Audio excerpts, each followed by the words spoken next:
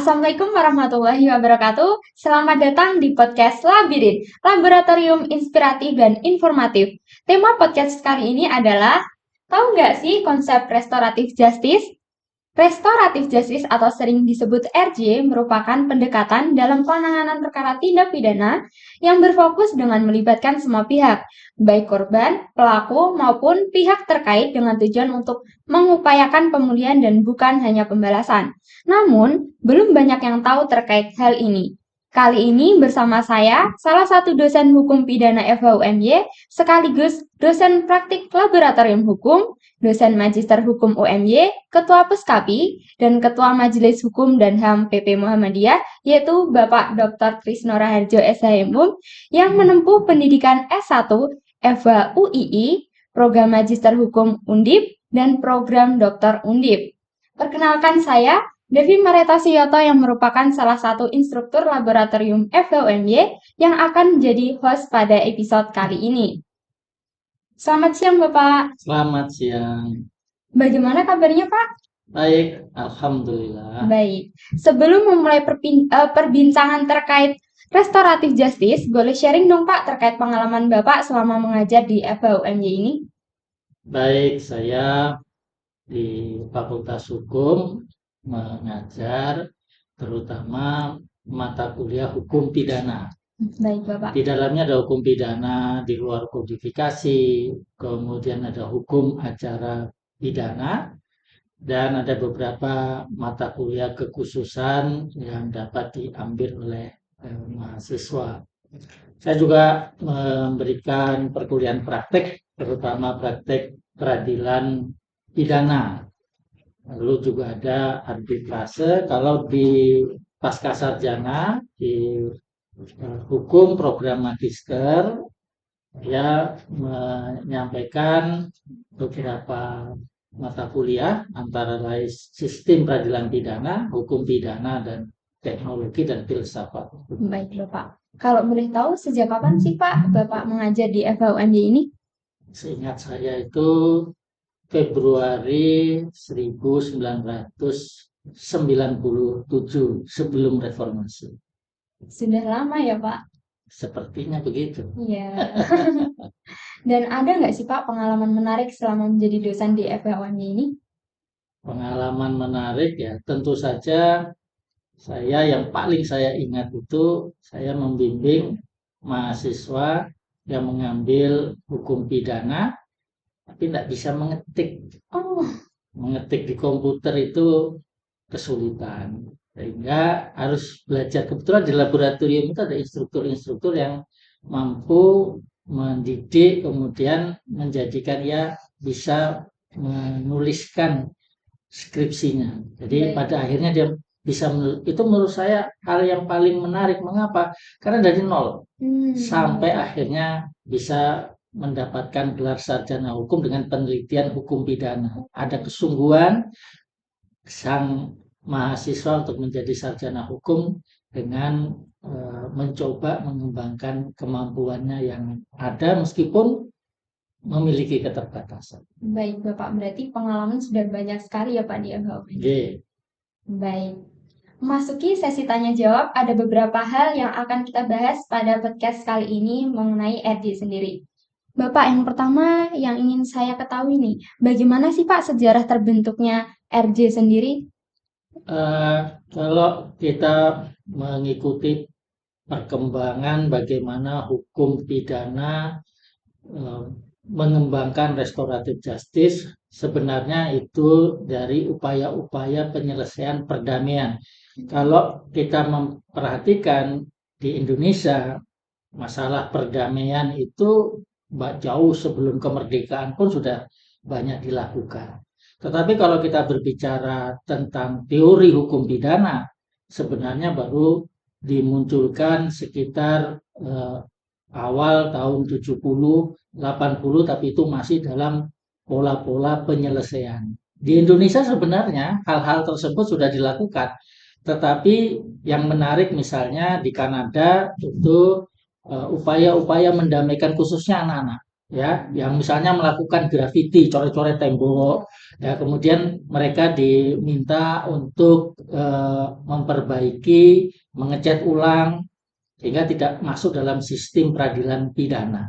Nah, ini pola-pola yang kemudian berkembang di dunia barat dan mereka mencoba untuk berkomunikasi antara pelaku, kalaupun itu ada korban, warga sekitar, dan itu memunculkan pandangan-pandangan terkait restoratif justice. Lalu beberapa ahli di Australia misalnya mengakui secara jujur bahwa mereka mengambil ini dari budaya-budaya Asia. Dan pada penelitian-penelitian justru malah dilakukan di Indonesia.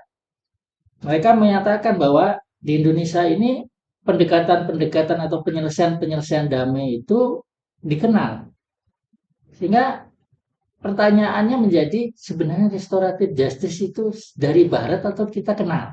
Nah, saya menulis itu dalam disertasi saya dan kemudian saya menggali dengan meminjam apa yang dipaparkan oleh Van Vollenhoven tentang 19 wilayah hukum adat. Walaupun menurut saya itu memang harus disempurnakan. Nah, itu tugas dosen hukum adat itu bicara seperti itu. Saya pakai saja untuk 19 itu saya lihat, saya ambil dari masing-masing lingkungan hukum adat bagaimana mereka mengupayakan penyelesaian damai. Ternyata semuanya mengenal di dalam lingkungan hukum adat kita. Namun menurut pandangan saya, hukum adat di Indonesia ini beragam dalam pengertian ada yang telah memiliki pola yang sebenarnya tidak jauh berbeda dengan pola-pola penegakan hukum karena mereka sebenarnya setelah berkembang menjadi sebuah negara yang bagus dalam tata kelola pemerintahannya. Tapi masih ada yang sifatnya dia adalah bagian dari masyarakat. Kalau kita membagi misalnya daerah-daerah yang sudah memunculkan kerajaan-kerajaan itu umumnya mereka memiliki pola penyelesaian apalagi yang memiliki sentuhan hukum Islam. Kenapa? Karena hukum Islam itu mengenal penyelesaian dalam perkara-perkara pembunuhan itu bisa kalau damai ya antara pelaku dan korban itu mendapatkan ganti rugi yang kemudian itu diterima oleh korban, maka perdamaian yang terjadi. Karena kalau tidak ya dia hukumnya bisa sampai hukuman mati. Ya, betul. Ya. Tetapi ini menunjukkan bahwa hal yang baik ini dikenal. Ya, tentu kita sebagai masyarakat Muslim kan juga mengenal bahwa penyelesaian-penyelesaian damai itu bisa dilakukan. Hanya kemudian perlu distrukturkan. Nah, restoratif justice ini kemudian muncul untuk menstrukturkan penyelesaian-penyelesaian dalam tindak pidana yang bisa diselesaikan melalui restoratif justice. Di Eropa, restoratif justice itu umumnya dilakukan untuk perkara-perkara pidana yang tidak berat. Ya, di bawah 5 tahun ancaman pidananya. Kemudian umumnya itu pelakunya baru melakukan tindak pidana pertama kali. Ya. Sehingga tidak semua tindak pidana itu bisa dilakukan pendekatan restoratif justice dalam pandangan masyarakat Eropa atau Barat. Namun dalam disertasi saya menyatakan semua tindak pidana itu bisa diselesaikan secara restoratif. Syaratnya pelaku dan korban itu sama-sama memahami mereka akan menyelesaikan ini secara baik, mengkomunikasikan, mendiskusikan, dan tentu yang terbaik adalah ada penengahnya. Lalu melibatkan masyarakat. Masyarakat itu dilibatkan agar ini bisa diselesaikan. Ya, maka saya menegaskan dengan pendekatan mediasi pidana. Namun demikian, tidak semua harus diselesaikan dengan mediasi pidana. Ada pola-pola untuk restoratif justice, tidak hanya mediasi pidana. Tapi menurut hemat saya, kalau ada mediasi pidana itu baik, harus ada kelembagaannya. Maka saran saya ke depan perlu dilakukan pengaturan dalam hukum acara pidana. Mumpung di 2026 Kitab Undang-Undang Hukum Pidana kita itu kan akan diterapkan, maka perlu hukum acara. Nah, tentu harusnya mulai sekarang disusun. Kalau saya buka laman DPR kaitannya dengan penyusunan peraturan perundang-undangan itu sudah ada, tapi yang nggak dibahas mungkin masih belum menarik. Tapi menurut hemat saya ini salah berpikir pemerintah dan DPR. Mengapa? Karena tidak segera menyusun kitab undang-undang hukum acara pidana. Kalau itu disusun, tentu harapannya restoratif justice ini muncul, diatur. Saat ini sudah ada pengaturan-pengaturan, tetapi sifatnya kelembagaan. Satu, di kepolisian dia punya aturan sendiri. Kepala kepolisian mengatur. Di kejaksaan, Jaksa Agung dengan jajarannya membuat peraturan kejaksaan. Di Mahkamah Agung baru keluar peraturan Mahkamah Agung nomor 1 tahun 2004. Jadi baru awal dikeluarkan untuk kemudian melakukan penataan terhadap bagaimana upaya restoratif justice. Kalau saya baca di aturan Mahkamah Agung itu memang lebih kepada mengikuti apa yang dikembangkan di Belanda. Lalu mencoba untuk menyesuaikan dengan Kitab Undang-Undang Hukum Pidana. Ini bagus menurut saya. Kenapa dia menyesuaikan? Karena hakim itu tetap akan melihat ke arah penyelesaian apakah itu dalam konteks pidana percobaan dalam KUHP sekarang atau pidana pengawasan dalam konteks KUHP yang akan datang. Jadi dia tidak masuk dalam lembaga pemasyarakatan, dia ada di luar lembaga pemasyarakatan, sehingga harapannya dia tidak terpengaruh dampak-dampak negatif di lembaga pemasyarakatan, akan tetapi dia dapat menyelesaikan konflik yang terjadi antara pelaku dan korban tindak pidana dengan kesepakatan. Nah, kalau di Belanda itu ditetapkan oleh hakim untuk tidak menjatuhkan pidana dengan mempertimbangkan hal-hal yang ada di dalam proses yang mereka lalui, sehingga polanya ada di dalam penjatuhan sanksi. Belanda ini menarik. Kenapa? Karena Belanda termasuk yang menolak restoratif justice. Di dalam disertasi saya itu saya tuliskan Belanda itu termasuk yang paling berat untuk menerima. Dibandingkan negara-negara Eropa yang lain tentang restoratif justice, Belanda hati-hati. Tapi 2 tahun terakhir Belanda sudah mulai bisa memahami bagaimana mengkonstruksikan restoratif justice di dalam sistem peradilan pidana, tetapi masih dikontekskan dalam penghukuman.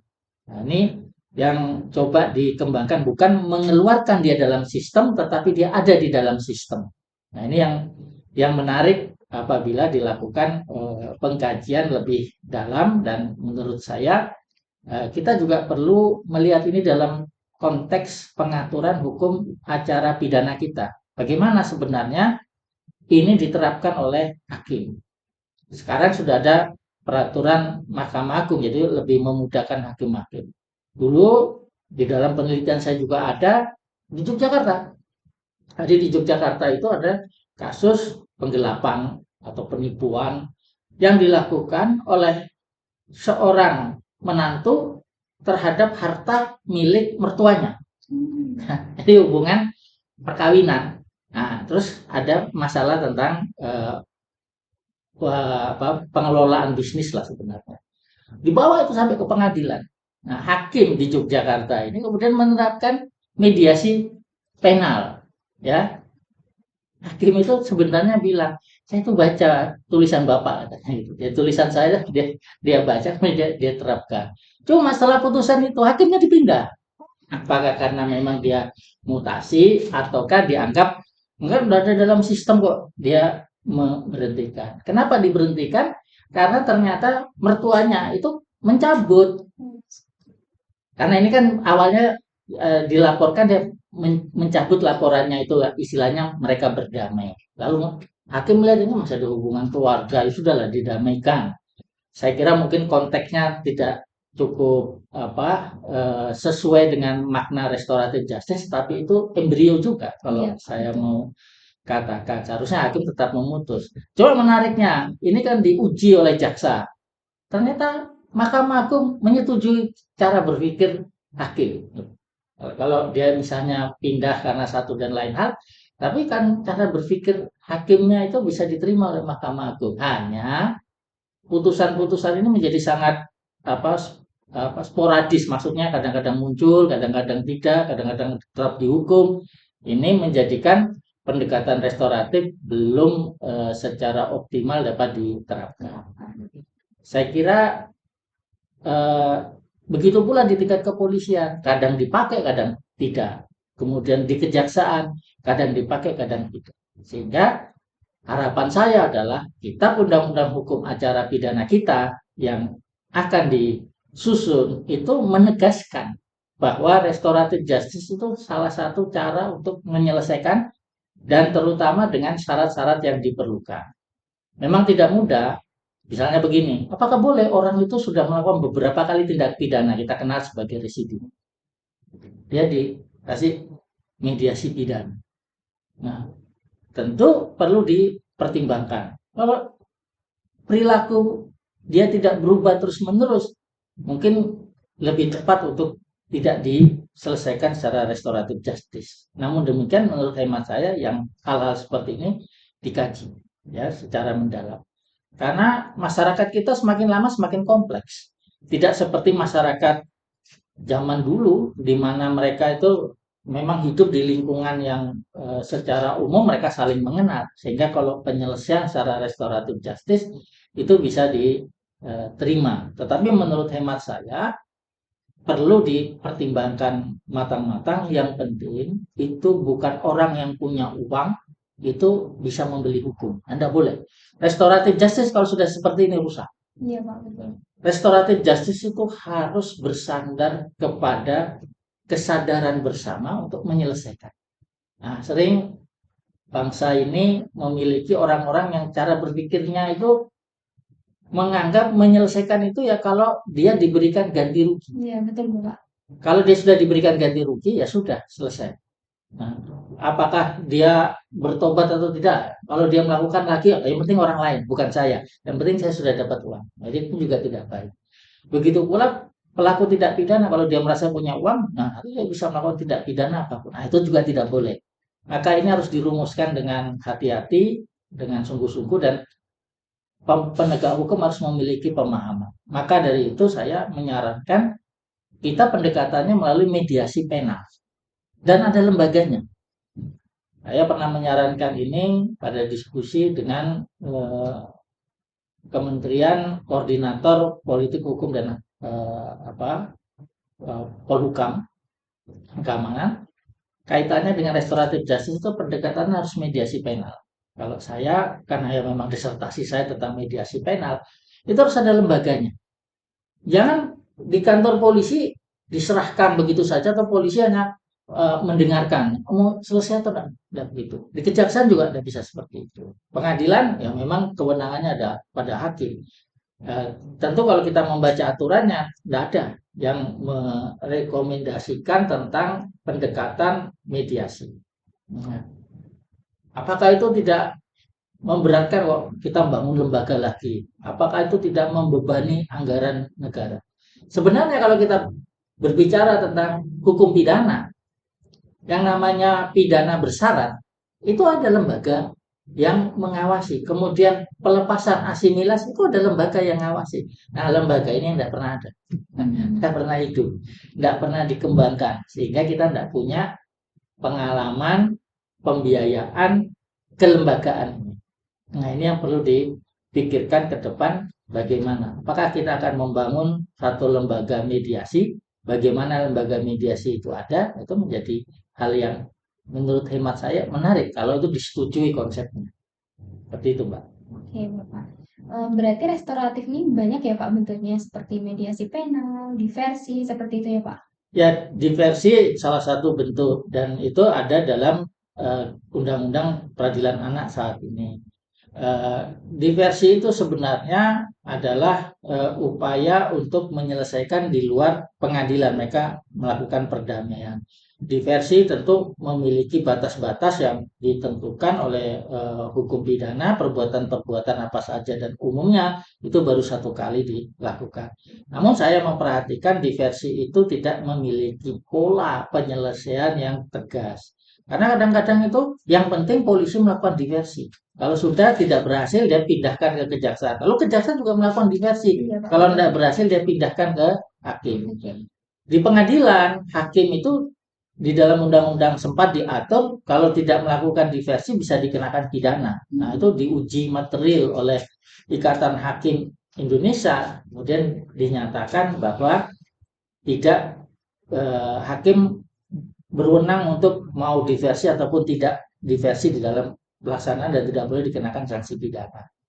Nah, celakanya polisi sama jaksa nggak dihapus. Iya. Jadi polisi dan jaksa harus melakukan. Kesannya karena juga ada ancaman kalau tidak dilakukan. Kesan yang terjadi adalah diversi itu ya lewat saja. Syukur-syukur kalau bisa berakhir. Kalau enggak ya sudah. Ya. Nah, kalau ini tidak ditata dengan baik, mediasi penal atau restoratif justice ya bisa jadi kayak apa yang ada pada peradilan anak tentang diversi. Pak. Baik, Bapak melanjutkan pertanyaan yang tadi. Berarti apa perbedaan mencolok tentang konsep RJ sendiri dengan pendekatan hukum lain dalam menyelesaikan suatu kejahatan gitu, Pak? Ya, dalam penyelesaian satu perkara yang disebut dengan tindak pidana, apabila memang dia diatur di dalam hukum pidana, sampai saat ini semua itu harus diselesaikan ke jalur pengadilan. Kecuali misalnya sudah pernah diselesaikan, sekarang mau diselesaikan, ya namanya nebis in idem. Nggak boleh seperti itu. Atau tersangkanya meninggal. Kalau tersangkanya meninggal, nggak bisa dibawa ke pengadilan. Begitu pula kalau di pengadilan ternyata terdakwanya meninggal sebelum putusan. Ada dua pandangan, ada yang menyatakan, loh tapi dia sempat diperiksa, maka bisa diteruskan. Ya, jadi seperti in absentia. Nah, anggap saja dia lari, padahal dia meninggal. Ya, kalau hemat saya pada tempatnya ya tidak usah diteruskan.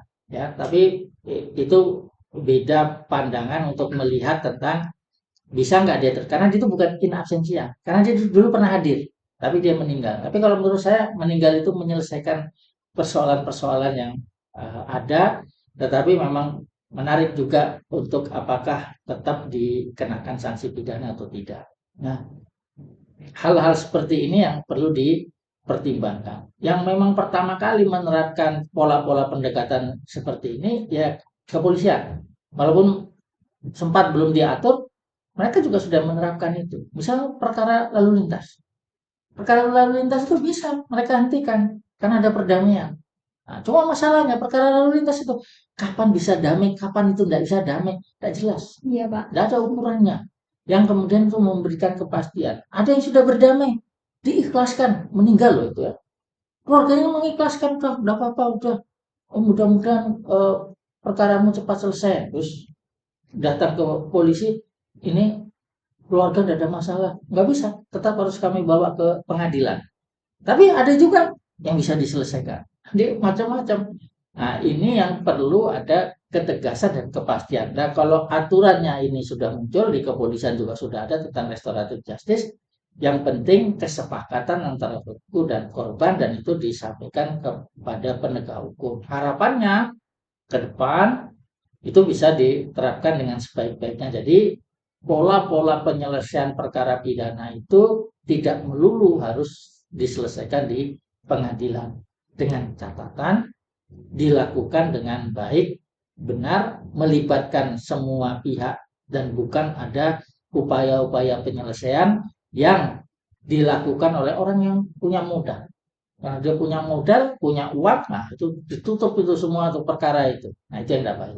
Baik, berarti sebenarnya di Indonesia sendiri restoratif justice ini udah diterapkan di peraturan, akan tapi dalam penerapannya kurang maksimal gitu ya Pak? Ya, dan sifat pengaturannya itu lebih pada pengaturannya yang sifatnya eh, perkelembagaan. Jadi Baik, tidak satu kesatuan. Hubungan antara kepolisian apakah di kejaksaan itu juga restoratif justice hanya ada pada anak, pada dari diversi. Selain itu tidak ada. Nah, ini yang kemudian menjadi masalah. untuk semua tindak pidana ini apa bisa dilakukan RJ Pak? Atau ada syarat-syarat Ada tertentu? salah semua di kepolisian, di kejaksaan, di pengadilan itu kemudian diberikan syarat-syarat yang tidak bisa digunakan untuk misalnya melakukan restoratif justice. Misalnya kalau di kejaksaan itu kalau tindak pidana lingkungan tidak boleh restoratif justice. Begitu pula di pengadilan ada syarat-syarat bagaimana suatu perkara itu boleh diselesaikan menggunakan restoratif justice atau tidak, kaitannya dengan ancaman pidananya yang tidak terlalu berat, dan kemudian ya harus ada komunikasi yang baik, perdamaian di antara para pihak. Baik Bapak.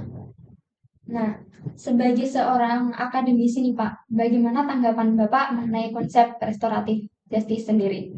Ya, tentu saya setuju karena saya telah menulis disertasi. Tapi di luar itu, menurut hemat saya, masyarakat Indonesia ini kan mengenal upaya penyelesaian secara musyawarah.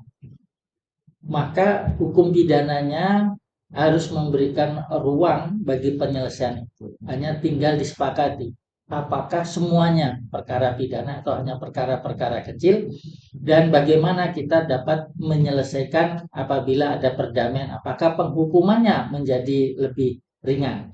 Kalau misalnya itu menjadi pertimbangan oleh hakim dan ada perdamaian, maka menurut saya tingkat pemidanaan itu bisa menjadi pemikiran untuk berat ringannya. Ada perdamaian itu menjadi hal-hal yang bisa dipertimbangkan oleh hakim, tapi harus dipertimbangkan dengan sungguh-sungguh. Karena kalau restoratif justice itu hanya formalitas belaka, maka ke depan bukan keadilan yang didapat, tetapi orang membeli keadilan itu dengan memberikan sejumlah uang agar dia tidak dihukum sebagaimana yang seharusnya dia dapatkan. Sehingga penghukuman itu kadang-kadang menjadi kesannya bisa dibeli gitu. Nah, itu yang tidak boleh. Nah, itu yang harus kita hindari. Maka penataan terhadap restoratif justice harus dilakukan dengan hati-hati, juga dilakukan oleh para penegak hukum dengan menjunjung tinggi kebenaran dan keadilan. Baik Bapak. Nah, menurut Bapak sendiri nih, apakah restoratif justice itu dianggap efektif dalam menyelesaikan suatu perkara?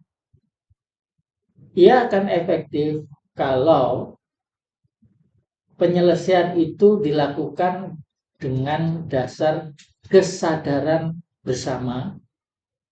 Korban itu punya kesadaran untuk memaafkan, pelaku punya kesadaran untuk menyadari apa yang ia lakukan, lalu melibatkan masyarakat sekitarnya yang bisa mengontrol kehidupan kita agar itu menjadi pembelajaran.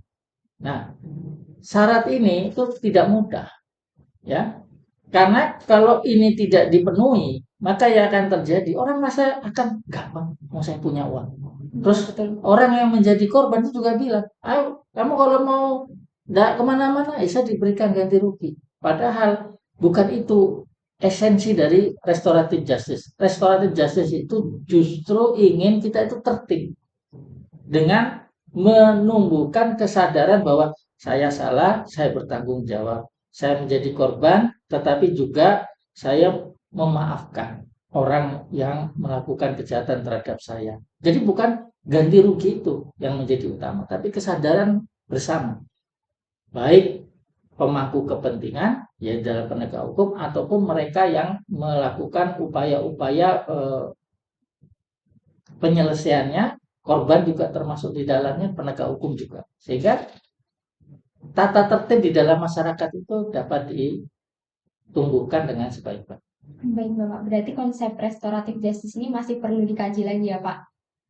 Secara prinsip sudah kita terapkan, bahkan ke depan sepertinya saya meyakini itu akan menjadi salah satu pola dengan prinsip-prinsip dasar yang menurut hemat saya banyak akan meniru negara-negara yang sudah menerapkan restoratif justice, yaitu hanya untuk perkara-perkara yang hukumannya tidak terlalu berat. Karena ini memang bukan konsep yang mudah.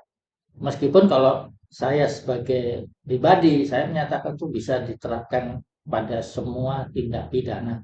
Hanya tentu yang ringan itu memiliki standar-standar yang harus disusun, yang lebih berat harus ada dasar-dasar tentang pemaafan, kemudian pemberian ganti rugi, dan kesadaran masyarakat yang bisa melakukan kontrol. Artinya ini harus sungguh-sungguh kalau memang mau semua. Harus ada standar-standar yang disepakati. Nah, bukan pekerjaan mudah memang.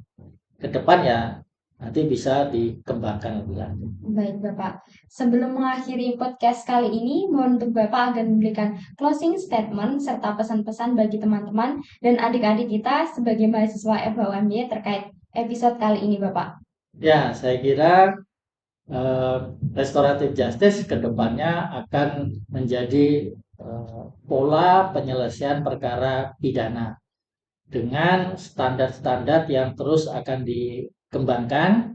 Namun demikian, kami berharap mahasiswa Fakultas Hukum UMY mengembangkan pemahaman dan mempelajari pendekatan-pendekatan restoratif justice yang ada dengan sebaik-baiknya. Aturannya sudah ada, bisa dibaca di peraturan kepolisian, peraturan kejaksaan, maupun peraturan Mahkamah Agung. Nah, itu pembelajaran yang dapat dilakukan. Penyelesaian perkara di masyarakat tidak selalu harus diselesaikan di pengadilan, dan ketika diselesaikan di pengadilan tidak harus pemidanaan. Jadi dia bisa diselesaikan dengan cara-cara perdamaian. Saya kira itu. Masih. Baik, terima kasih Bapak telah meluangkan waktu pada podcast Labirin kali ini. Sekian, sampai jumpa di podcast selanjutnya. Bye-bye! Thank you for watching. Jangan lupa untuk like, comment, Share and subscribe.